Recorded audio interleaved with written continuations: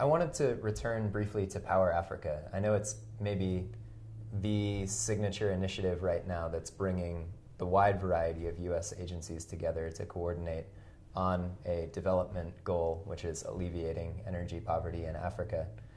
What role is USTDA playing in ensuring not only that power generation increases, but that inclusive access to power increases? Are you working on off-grid or renewable projects?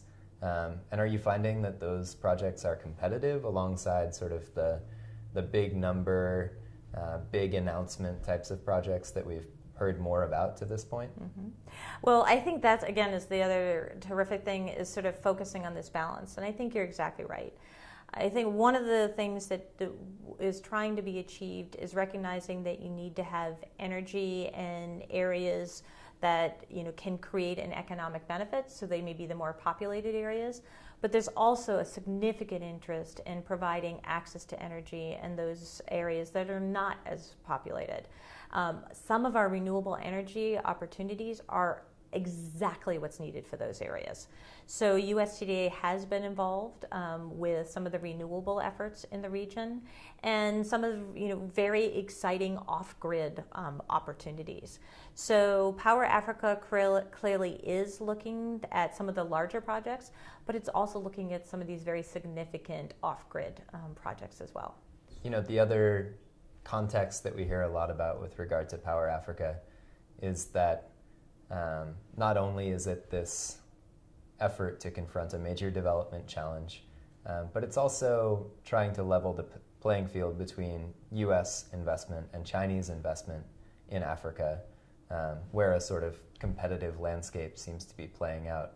Can you tell us any more about what the current dynamics are? Do you think that Power Africa is having a significant impact in terms of bringing more U.S. companies into the playing field? I think there's a tremendous interest on the part of U.S. companies with respect to Power Africa.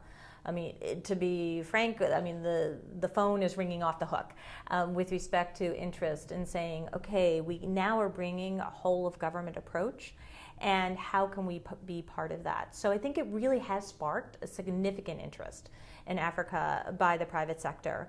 I think the other really important player that this has catalyzed is actually sort of the African nations themselves, that there are very significant opportunities to be able to finance projects locally.